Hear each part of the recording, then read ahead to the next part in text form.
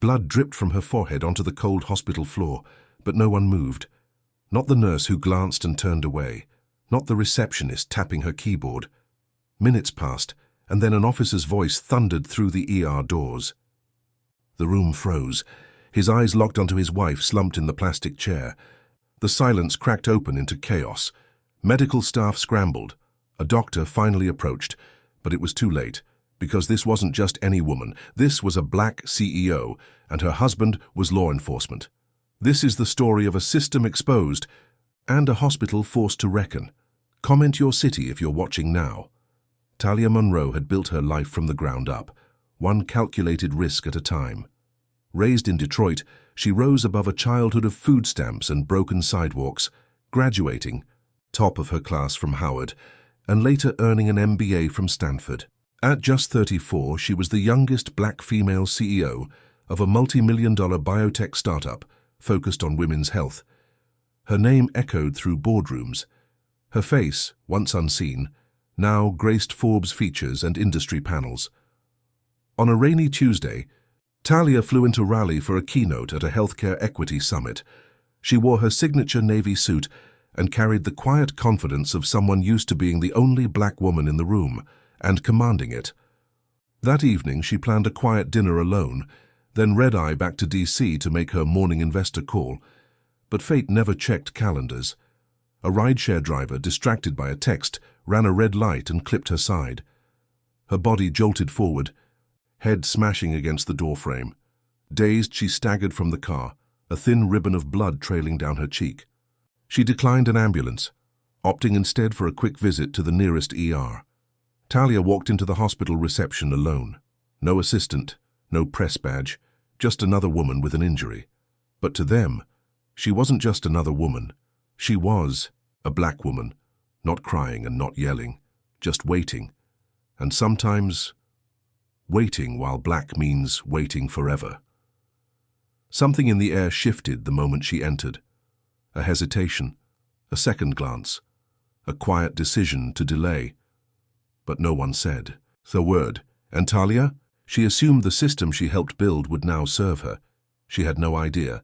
Her presence was about to uncover a truth that had been buried in plain sight. The waiting room was half empty.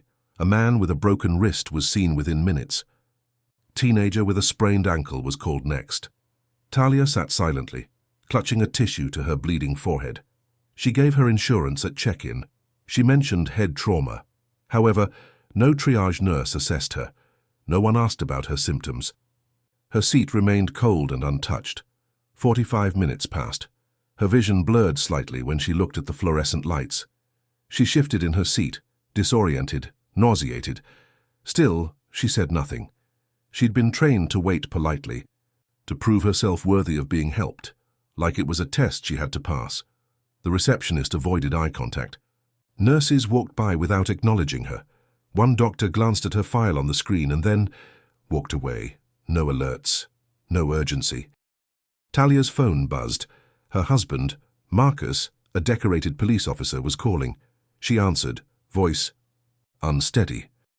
"Still in the waiting room," she murmured.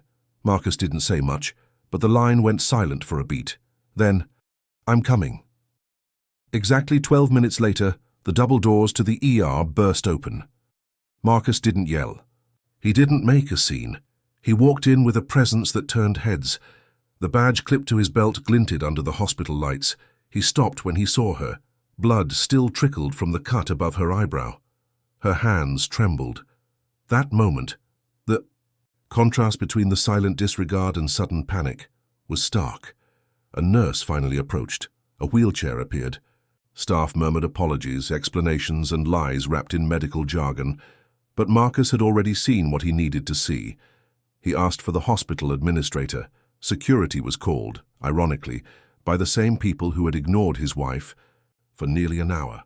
But no one dared touch him, not in uniform. Not when the truth now had weight and consequence. Marcus requested body cam activation. He narrated everything aloud for documentation. The nurses froze. "I'm documenting patient neglect, head trauma, evidence of racial bias in triage prioritization." The words were clinical, but his eyes were blazing. Talia, still shaking, whispered, "Let's just go." But Marcus refused. "They need to see this. Everyone needs to see this." In less than an hour, he had contacted Internal Affairs and Hospital Legal and filed a formal complaint, not as her husband, as a trained officer of the law, and the institution that ignored her. It would no longer operate in the dark, because Talia wasn't just a woman bleeding in silence, she was the mirror they tried not to look into. When the hospital's director arrived, his face was pale. He tried to shake Marcus's hand, but Marcus didn't move. Behind him, Talia sat upright in a hospital bed, finally being examined. But the damage wasn't just physical. She looked past them all. "We reviewed the cameras," the director began. "There was, a miscommunication." Marcus turned to him, eyes like steel. "There was no miscommunication. There was a decision. A black woman, not screaming, not loud, just bleeding. And you let her sit there like she was invisible." The director's mouth opened, but Marcus continued. "You triaged a twisted ankle before a head injury. You called 5 patients, all white, before even speaking to her, so you saw no emergency until you saw me." The staff behind him looked down. The administrator fumbled with his ID badge. Talia closed her eyes. Then came the sound that no hospital wants to hear inside its walls. Marcus reading the official complaint, aloud, word by word, line by line. His voice echoed through the sterile corridors like a verdict. This wasn't just a failure, it was a pattern. And now, it was evidence. Hospital PR scrambled. Legal teams convened. But the damage was already viral, because a patient had recorded everything. The clip of Talia bleeding while staff walked by had already reached social media. And suddenly, a hospital became the face of a deeper, older disease. Dear audience, where are you watching from? Drop your city name in the comments. Talia recovered physically, but something in her broke open that day. It wasn't just the injury, it was the clarity. She realized her success, her education, her company, none of it could shield her from being seen as less than in a broken system. That hospital had treated her the way the world often treats black women, as afterthoughts even when they're bleeding. Marcus pushed the complaint forward. The hospital launched an internal investigation, fired 2 staff members, and initiated bias training.